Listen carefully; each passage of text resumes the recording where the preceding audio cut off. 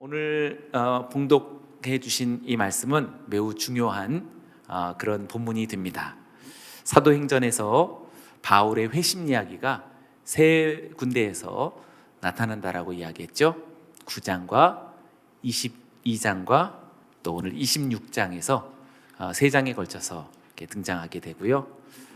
아주 중요한 내용이어서 신학대학원 입학시험에 자주 나온다고 말씀드렸죠. 네, 그래서 바울 회심, 구들들 이유 이렇게 기억하시면 좋겠습니다. 9장과 22장과 26장에서 세 번 나타나는데 이 세 번도 보통 앞에서 언급했으면 뒤에서는 짧게 요약 정도 하지만 이상하게 뒤로 갈수록 더 상세하게 매우 자세하게 나타나고 있다는 사실에 대해서 특별합니다. 먼저 9장 첫 번째에는 다메섹으로 가던 바울의 실제 사건을 묘사하면서 9장 1절부터 19절까지 언급했었고요. 그것이 첫 번째 바울의 회심 사건이었습니다. 두 번째는 예루살렘에서 유대 군중들에게 바울이 연설을 통해서 간증으로 자신의 회심의 사건을 고백하는 내용이 22장 5절부터 16절까지 등장하고 있습니다. 그리고 마지막은 오늘 이 본문에서 가이사랴에서 아그리빠 왕 앞에서 바울이 간증 형식으로 26장 지금 12절부터 18절까지 나타나고 있습니다.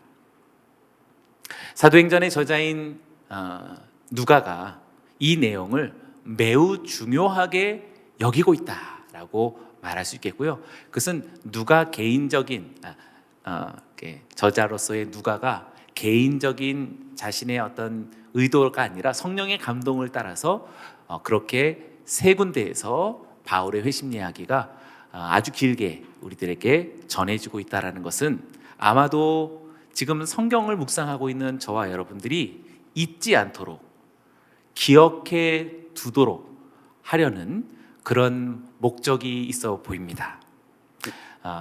자세히 한 번씩 우리가 주목해 보기 원합니다. 12절과 13절을 제가 했습니다.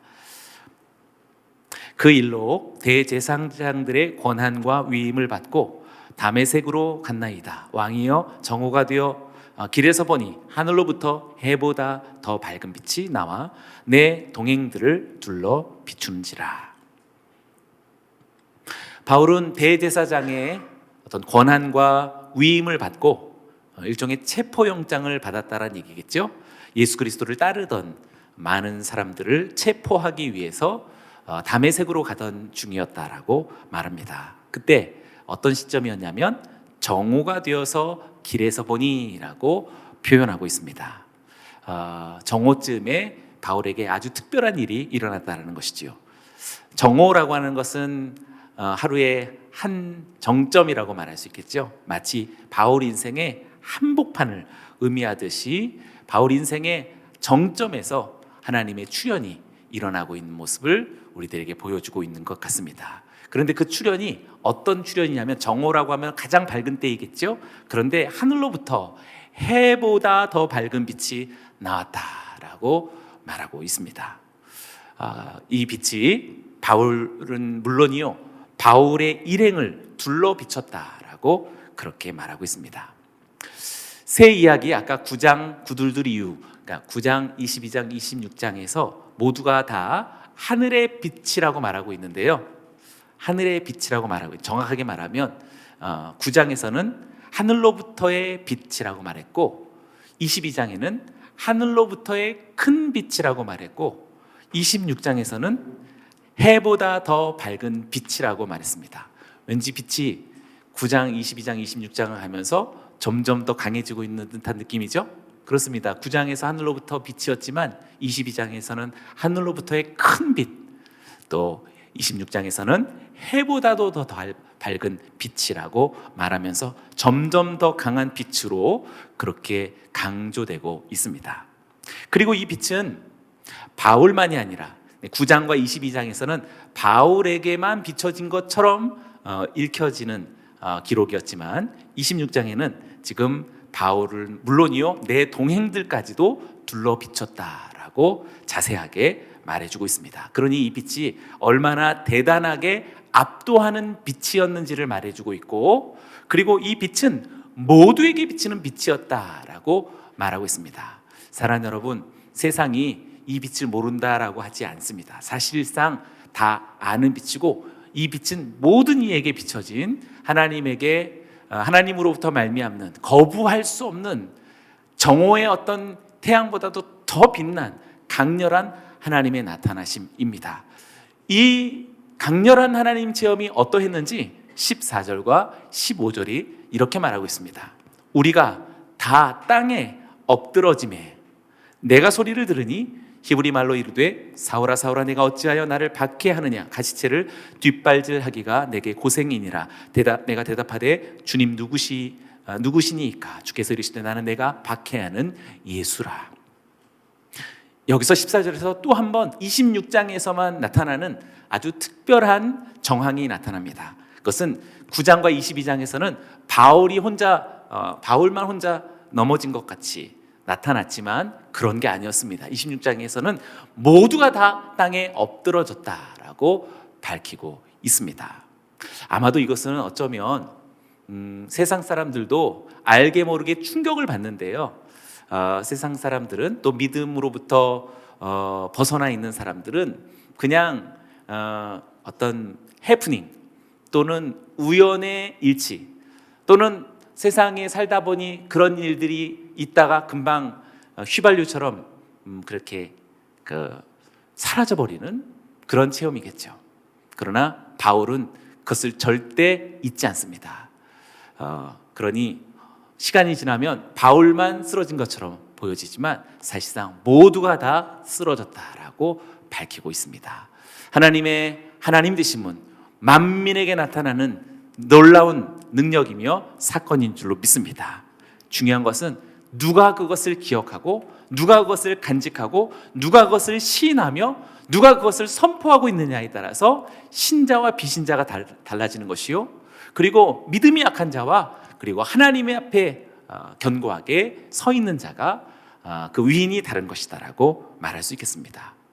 또한 바울은 히브리어로 들려오는 어떤 소리를 들었다라고, 여기서 히브리 말로 들려졌다라는 말이 26장에서만 나타나는 또 특별한 표현이 되겠습니다. 왠지 하나님의 음성이 히브리 말로 들려졌다라는 말을 통해서 성경과 이렇게 뭔가 이렇게 연결고리가 있는 듯한 어떤 짐작을 하게 되는 것 같습니다. 신비라는 것은 말씀을 벗어나지 않습니다. 사랑하는 여러분, 나도 그런 체험을 하면 나도 좀 그럴 수 있을 것 같다. 변명입니다. 어쩌면 그 사람도 이렇게 다 쓰러진 사람들 중에 다 그냥 해프닝처럼 여기고 돌아갔겠죠. 예수님의 십자가 사건에서도 온 하늘이 다 캄캄해지고 땅에 지진이 일어나던 그 엄청난 사건 속에 믿음의 백부장은 정말 놀라는 사람들이 있었지만 대부분의 사람들은 그냥 충격만 받다가 또 사라졌다라는 사실을 잊지 마시기 바랍니다. 사람은 뭔가 깜짝 놀라긴 하지만 그것으로 끝납니다. 믿음의 사람은 우리의 영혼 안에 아주 놀라운 변화가 일어나서 하나님의 세계로 뛰어드는 그런 변화가 일어나게 되는 것이죠. 저와 여러분들에게 이제 놀라운 이 신비는 하나님의 말씀 속에서 무한히 우리들에게 쏟아지는 것을 믿으십니까? 히브리 말로 되어진 하나님의 말씀, 곧 구약 성경을 통하여서 이제 우리들에게 전해졌던 주님의 마음이 신약 성경을 통해서도 저와 여러분들 이 세상에서 주님의 복음으로 선포되는 줄로 믿습니다. 자, 어떤 음성이 들렸냐면 사울아 사울아 내가 어찌하여 나를 박해하느냐 가시체를 뒷발질하기가 내게 고생이니라. 우리가 너무나 잘 아는데요, 앞에 있었던 사울아 사울아 내가 어찌하여 나를 박해하느냐는 9장에도 있었고 22장에도 있고 26장에도 있지만 가시체를 뒷발질하기가 내게 고생이니라 라고 하는 것은 26장에서만 들려오는 주님의 목소리입니다. 기억하시기 바랍니다. 시간이 흘러갈수록 우리들에게 나타났던 주님의 또 다른 음성은 말을 안 듣는 거죠. 사울아 사울아 내가 나를 왜 박해하느냐라는 음성은 전에도 들었고 또 얼마 전에도 들었지만 들으면 뭐합니까? 변화가 없는데, 그러니 가시체를 뒷발질하기가 내게 고생이다. 상처받는 인생이 됐고 얼룩져진 생애가 되고 있는지도 모르면서 그대로 고집스러운 삶을 살아가고 있는 것인데, 26장에서 우리들에게 그 음성이 들려옵니다. 사랑하는 여러분, 3년째 되어지는 팬데믹을 통해서 이 하나님의 전 세계적 계시적 사건을 우리가 그냥 흘려보내고 있는 것만큼 가장 어리석고 가장 원통할 만큼, 분통할 만큼 하나님의 계시에 눈멀어버린 사람은 저는 없을 것이다라고 생각됩니다. 그러니 3년째 되어지는 음력설을 지난 오늘 이 첫 수요제단 앞에서 가시체를 뒷발질하기가 내게 고생이니라 라는 말씀을 저와 여러분들에게 바울이 듣던 그 음성처럼 들려지게 되기를 주의 이름으로 축원합니다. 핵심전에 이제 사울이죠. 사울이 하나님의 말씀과 뜻을 나름대로 해석하고 주장하였을 때는 언제나 하나님의 뜻에 저항하는 결과만을 낳았던 것이지요. 그렇게 하면 할수록 가시체가 그의 양심을 계속해서 찌르고 있었던 것이지요. 또 그 찌름은 반작용으로서 거듭된 어떤 폭력의 일들로, 영적인 교회를 잔해하고 성도들을 박해하던 일들로 나타나게 되었던 것입니다.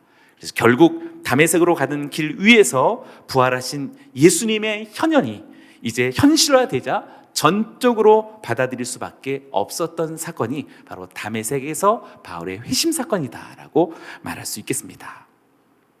사울아 사울아 내가 어찌하여 나를 박해하느냐, 가시체를 뒷발질하기가 내게 고생이라.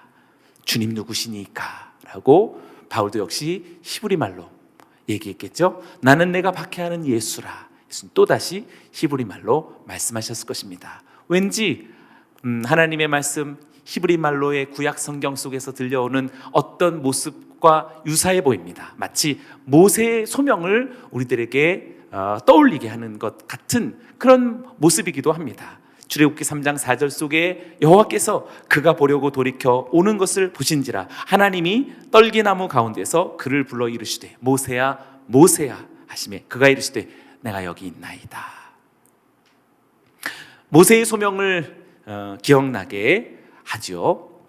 모세의 삶도 얼마나 얼룩져져 있었던 광야에서의 그의 삶 속에 하나님의 출현인 것을 우리는 잘 알고 있습니다. 모세가 이스라엘 백성을 애굽의 속박으로부터 구해내기 위해서 하나님의 보냄을 받았다면, 바울은 이방인들을 어둠에서 빛으로, 또 사단에게서 하나님께로 돌이키게 하기 위해서 예수님에게 의해 보내어졌다라는 사실이 공통점이 있습니다. 뿐만 아닙니다. 16절을 보십시오. 일어나 너의 발로 서라. 내가 내게 나타난 것은 곧 내가 나를 본 일과 장차 내가 내게 나타날 일에 너로 종과 증인을 삼으려 함이다 라고 밝히고 있는데요. 이제 16절부터 더 뚜렷한 26장에만 나타나는 아주 놀라운 그런 회심 이야기에 추가된 내용이 우리들에게 등장합니다. 바로 예수님께서 바울에게 직접 소명의 목소리를 들려주고 계시다라는 사실입니다. 16절부터 18절까지 16, 17, 18절 무려 3절에 걸쳐서 9장에서도 없었고 22장에서도 있지 않았던 예수님의 소명의 말씀이 구체적으로 나타나고 있는 것입니다. 16절 전체를 다 기억해 주시기 바라고 17절과 18절도 기억해 두시기를 바랍니다. 가장 큰 차이입니다. 예수님의 소명과 사명이 너무나도 상세하게 나타나 있다라는 이 점이 3가지 바울의 소명의 이야기 중에서 26장에서 나타나는 돋보이는 그런 내용이라고 할 수 있습니다. 동시에 사울의 회심이 여기서 나타나고 있는데, 회상이 지나갈수록 또 우리들의 지난 날이 흘러갈수록 회상은 더 강렬해져 가고 소명은 더 뚜렷해져 가고 있고 사명은 점점 더 구체적이 되어가고 있다는 사실을 16, 17, 18절을 통해서 우리는 확신할 수 있지 않을까요? 목사 안수받은 지 이제 4월이 되면 17년이 되어지는데 첫 안수 받았을 때와 지금에 비해서 소명은 더 강렬해져야만 마땅하지 않을까요?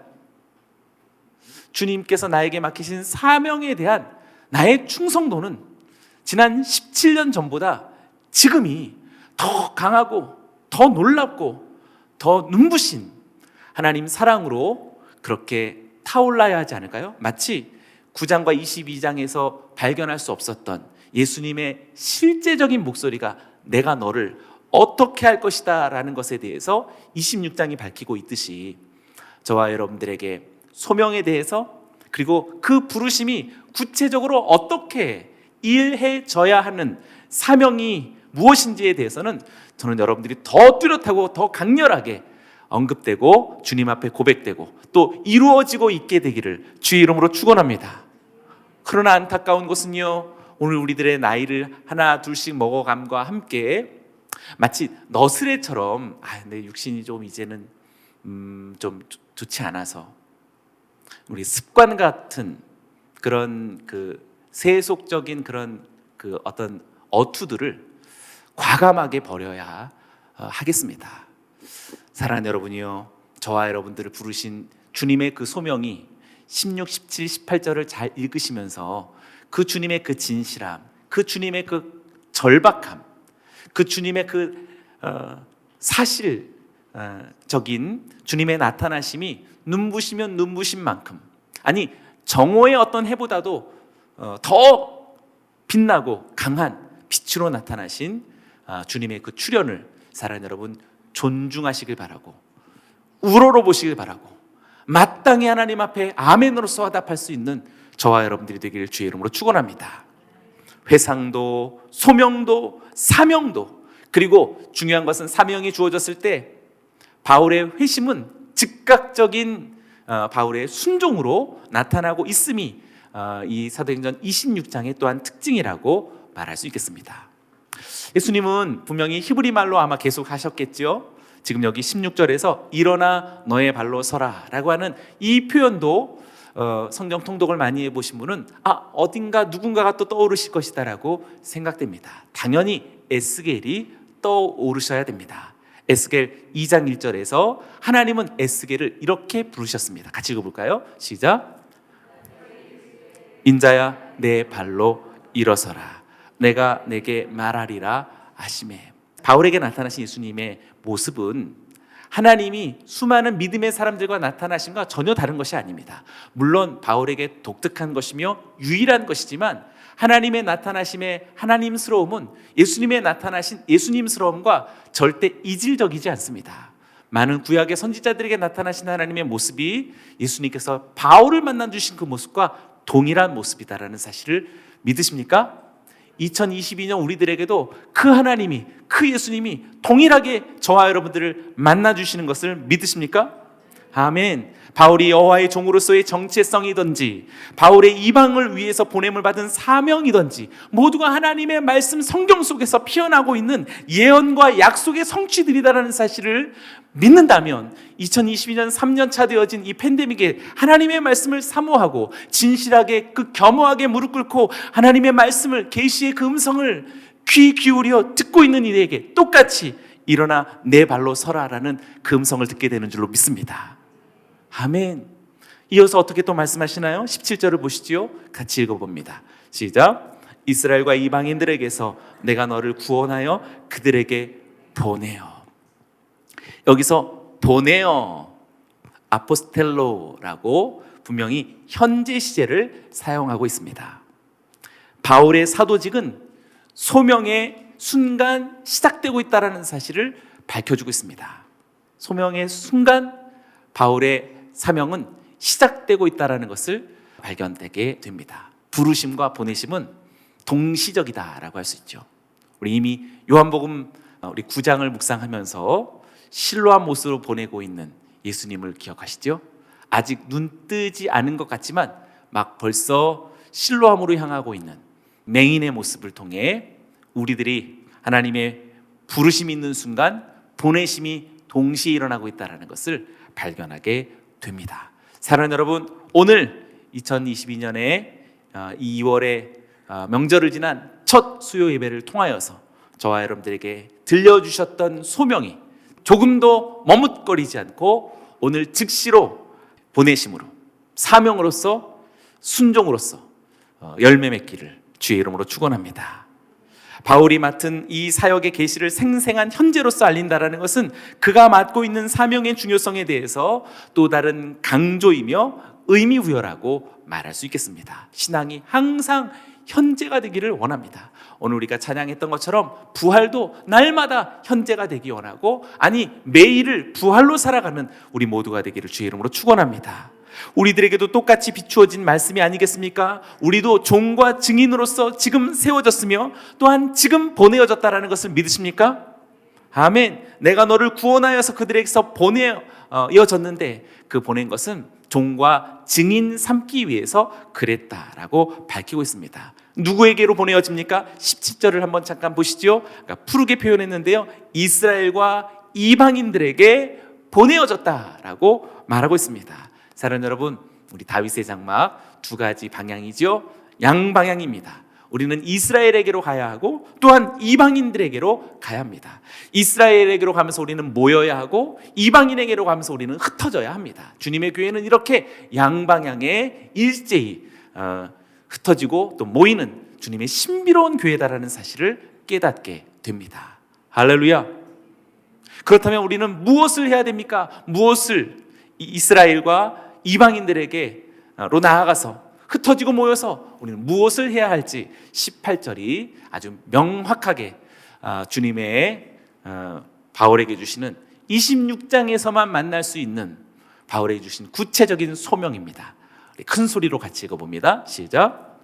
그 눈을 뜨게 하여 어둠에서 빛으로 사탄의 권세에서 하나님께로 돌아오게 하고 죄사함과 나를 믿어 거룩하게 된 무리 가운데서 기업을 얻게 하리라 하더이다. 18절은 별표를 여러 개를 꼭 해두셔야 하겠습니다. 물론 17절도 그렇고 16절도, 아니 다 박스를 둘러보시면 좋겠다고 싶습니다. 그리고 중요한 것은 바울의 지금 간증이긴 하지만 실제적인 육성의 말씀이 누구의 말씀이었어요? 그것도 마땅히 히브리 말로 전해주셨던 환상 속의 예수님의 음성이었습니다. 잘 보십시오. 5가지를 살펴볼 수 있겠습니다. 예수님께서 바울에게 5가지의 소명을 사명으로서 주고 있는 모습으로 보게 됩니다. 첫 번째는 눈을 뜨게 하는 것이다 라고 말하고 있습니다. 할렐루야. 두 번째는 어둠에서 빛으로 돌아오게 하는 것이다. 저와 여러분들이 해야 될 일이죠. 세 번째는 사탄의 권세에서 하나님께로 돌아오게 하는 것이다. 특별히 여기서 하나님께로 돌아오는 것 우리 다 아니까 오늘 우리가 중요한 것은 사탄의 권세입니다. 사랑하는 여러분, 사탄의 권세가 있다라고 바울이 말한 게 아니라 예수님이 말씀하셨어요. 지금 2022년 분명히 황충들이 날뛰고 있는 것처럼 이 시대 속에 보이지 않는 어둠의 영들이 득세하고 있다라고 저는 생각합니다. 너무나도 강하게 득세하고 있다고 생각됩니다. 알지도 못한 채 사단에 포로되어져 가고 있다라고 생각합니다. 그러니 바울과 같은 사람 불러내서 사탄의 권세에서 하나님께로 돌아오게 해야 될 이가 누구입니까? 바로 저와 여러분들인 줄로 믿습니다. 네 번째는 죄 사함을 받게 해야 하는 것입니다. 우리가 죄 사할 수는 없으니 그리스도 예수의 이름으로써 죄 사함을 얻게 하는 복음의 선포와 하나님 나라의 운동력이 저와 여러분들에게 주어져야 하는 것입니다. 마지막 5번째는 기업을 얻게 하는 것이다.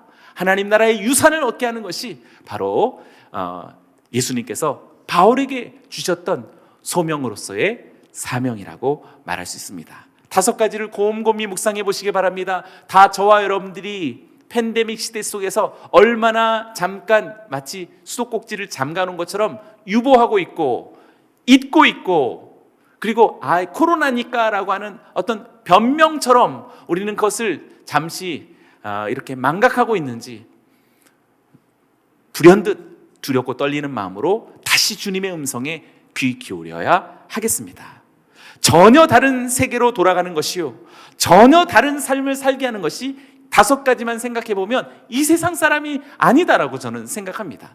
사랑하는 여러분, 저와 여러분들의 신앙생활을 더 이상 미온적으로 하게 만드는 스스로의 연약함으로부터 벗어나시고 세상의 수많은 목소리로부터 벗어나시고 너와 나 사이에 있는 수많은 연약함들이 서로 부둥켜 안으면서 거대하게 하나님의 나라를 등지려고 하는 이 어떤 공동체 안에, 또 교계 안에 작용하고 있는 이 무력함들로부터 우리는 과감하게 떠나가야 할 것입니다. 여러분에게 이 기업이 있으십니까? 주님께서 약속하신 나를 믿어 거룩하게 되어진 무리들 가운데에서 기업을 얻게 할 것이다 라고 하는 이 기업이 여러분에게 있으십니까? 어떤 것입니까? 저와 여러분들이 간증할 수 있어야겠고, 자랑할 수 있어야겠고, 선포할 수 있어야겠습니다. 마치 요셉의 가지가 담을 넘어서 어떠어떠함이 있었더라라고 우리는 정말 자신 있게 말할 수 있어야겠습니다. 바울에게 주신 이 18절 아주 중요한 예수님의 바울을 향한 사명은 마치 또한 어디서 많이 본 것 같은 느낌을 치울 수 없습니다. 네, 어디서 많이 보셨겠죠? 예수님께서 바울에게 주시는 독특한 말씀이 사실 아니었습니다. 이사야서 42장 속에서 우리는 똑같다라고 할 만큼 이사야 선지자 속에서 들려주신 여호와 하나님의 음성이었음을 알게 됩니다. 6절과 7절의 말씀도 같이 한번 읽어봅니다. 시작.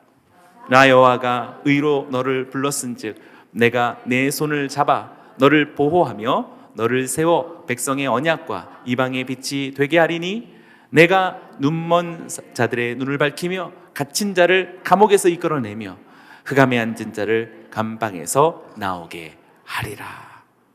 할렐루야. 어쩌면 당연한 일이라고 생각됩니다. 바울을 비롯한 모든 그리스도를 전하는 그리스도의 증인들의 사명은 여호와의 종의 사명을 계승하는 것이요, 닮아가는 것이요, 동참하는 것이요, 동일시하는 것이다라고 말할 수 있습니다. 분명히 이사야서에서 이야기하죠. 눈먼 자들의 눈을 밝히며 갇힌 자를 감옥에서 끌어내며 흑암에 앉은 자를 감방에서 나오게 할 것이다 라고 하는 이사야서를 통한 하나님의 말씀이 예수님께서 바울에게 들려주신 말씀하고 다르다라고 말할 수 있겠습니까? 바울도 이 사역을 계속하리라고 그렇게 부름을 받은 것입니다. 그래서 바울은 소명 때에 받은 이 사명을 평생 그의 마음에 간직하며 살았을 것이요, 그가 순교할 날이 다가올 때까지 그의 소명이, 예수님의 이 음성이 시간이 지날수록 내 육신이 이제 노쇠해서 희미해져 간다라고 말했을까요? 그러니 9장과 22장과 26장에서 우리들에게 계속 보여주고 있는 것 아닐까요? 공교롭게 뒤로 가면 갈수록 그 빛이 더 강렬하게, 주님의 목소리는 더 구체적으로 들려오는 것이 아닐까요? 여러분들의 육체, 여러분들의 영혼이 속지 않기를 원합니다. 미련한 육체를 오히려 여러분들의 영혼이 긍휼히 여기고 어루만지고 책망하고 의로운 옳은 길로 인도해 주어야 할 성숙한 하나님의 성령의 담지자 되어진 여러분들의 영혼인 줄로 믿습니다. 할렐루야. 바울은 분명히 시간이 흐를수록, 순교를 눈앞에 둘수록 이 소명은 강렬했을 것이요, 이 사명은 죽음도 불사할 수 있었던 능력이 될 수 있었던 것입니다. 그래서 바울은 소명 때에 받았던 이 사명을 평생 그의 마음에 간직하며 살았을 것이요, 훗날에 골로새 교인들에게도 이렇게 반영되어 묻어납니다. 골로새서 1장 12절과 14절을 제가 읽습니다. 우리로 하여금 빛 가운데서 성도의 기업의 부분을 얻기에 합당하게 하신 하나님께 감사하게 하시기를 원하노라. 그가 우리를 흑암의 권세에서 건져내사 그의 사랑의 아들의 나라로 옮기셨으니 그 아들 안에서 우리가 속량 곧 죄의 사함을 얻었도다. 할렐루야. 예수님의 목소리 그대로가 묻어나오고 있습니다. 이사야서의 목소리도 그대로 삶 속에 묻어나고 있음을 부인할 수 없습니다. 바울이 하늘의 빛이 비추어서 나타나 유대인뿐만 아니라 이방인 중에서라도 그리스도를 믿는 모든 사람들에게 전하도록 명령을 받았던 사명의 요약이 아닐 수 없는 것입니다. 그런데 바울의 지금 이 고백은 누구 앞에서의 증언입니까? 19절 보시지요. 아그리빠 왕이여, 그러므로 하늘에서 보이신 것을 내가 거스리지 아니하고. 아그리빠 왕 앞에서의 고백입니다. 아그리빠 왕은 우리들에게 매우 상징적인 인물입니다. 공교롭게 이제 3월에 우리 또 대통령 선거가 있는 이 시점입니다. 상징적인 사건이며 우리들에게 의미 있는 어떤 영적인 의미를 주는 것이라고 생각합니다. 물론 우리는 선거를 잘해야겠지만 배후 속에 있는 하나님의 의미를 더 중요하게 취해야 할 것입니다. 아그리빠는 우리 앞에 우뚝 서 있는 삶의 실존이며 권위입니다. 나아가서 삶의 위협이며 때론 삶이 당신을 속일지라도 라고 하는 유명한 말인 것처럼 삶은 우리를 늘 속입니다. 희롱합니다. 이 부조리와 못은 어쩔 수 없습니다. 세상 끝날까지 주님의 공의가 마침내 이루기 전까지는 세상의 희롱과 조롱과 속임과 거짓은 멈추지 않을 것입니다. 그 모든 것을 대표하는 상징적인 실존이 아그리빠 왕입니다. 그 아그리빠 왕 앞에서 지금 바울이 고백하고 있는 이 표현은 오늘 우리가 이 세대 앞에 무엇을 말해야 될지를 대변해주는 놀라운 하나의 예시입니다. 그 현실 앞에서 바울은 결단코 19절 보시죠. 오늘의 설교 제목이었죠. 그러므로 하늘에서 보이신 것을 내가 거스리지 아니하고, 하늘에서 보이신 환상을 결단코 거스리지 않겠다라는 결심입니다. 이것은 즉각적인 순종은 말할 것도 없겠지요. 거스르지 않음이다라는 것은 반대하지 않음이다라는 것이 아닙니다. 거스르지 않겠다라는 것은 즉각적인 순종을 말하는 것입니다. 사도적인 어법과 정의를 사랑하는 여러분, 다시 한번 우리도 결심하기를 원합니다. 나 반대하지 않았어 라고 하는 그런 미온적인 소극적인 아무것도 하지 않으면서 말씀과 동일시하려는 이런 미약함들을 우리는 철저하게 거부해야 하겠습니다. 사도 바울의 거스리지 않겠다라는 것은 자신의 온 생애를 투신하는 순종을 의미하는 것입니다. 20절을 보시지요. 먼저 다메섹과 예루살렘에 있는 사람과 유대 온 땅과 이방인에게까지 회개하고 하나님께로 돌아와서 회개에 합당한 일을 하라 전함으로. 바울은 회심 후에 즉시 다메섹에서 예수를 하나님의 아들이라고 선포했다라고 말하고 있죠. 분명하게 즉각적으로 순종의 모습을 보이고 있습니다. 또한 그 이후에도 예루살렘에서 그리고 또 다른 곳에서 유대인들과 이방인들에게 계속 증언했다라고 밝히고 있습니다. 바울은 이 선포와 함께 회개하고 하나님께로 돌아올 것과 진정한 회개를 한 사람이 합당한 열매를 맺어 행동을 나타내라고 강력하게 요청하는 것이 지금 순종하고 있는 바울의 언어 20절이었습니다. 그렇습니다. 사랑하는 여러분, 사도행전에서 말하고 있는 회심이란 전격적인 돌아섬입니다. 저와 여러분들에게 3년째 되어지는 오늘 이 팬데믹 시대 속에 하나님 말씀 앞에 온전한 전격적인 돌아섬으로서의 거룩한 회심이 오늘 우리들에게도 다시 재현되기를 주의 이름으로 축원합니다. 여러분들의 아멘이 강하면 강할수록 21절과도 같은 역사는 더욱더 우리들에게 생생하게 나타날 것입니다. 어떤 역사일까요? 21절 같이 읽어봅니다. 시작. 유대인들이 성전에서 나를 잡아 죽이고자 하였으나, 죽이려고 하는 것입니다. 저와 여러분들에게 그 순종이 불일듯하게 살아나면 어떻게 하든지 죽이려고 하는 것입니다. 원수들은 이것을 죽이려고 하는 것이요, 우리가 하늘에서 보이신 그것을 죽이려고 하는 것이요, 하늘에서 보이신 것을 거스리게 하려는 것이 바로 21절에서 나타난 바울이 만난 실제적인 인생 역사였습니다. 그러나 사랑하는 여러분, 이 죽이려는 원수들의 도전 앞에 두려워하지 마시고 그것에 대해서 위축되지 마시기 바랍니다. 22절에 이 거룩한 항전을 보십시오. 하나님께서 어떻게 하시는지 22절을 같이 읽습니다. 시작.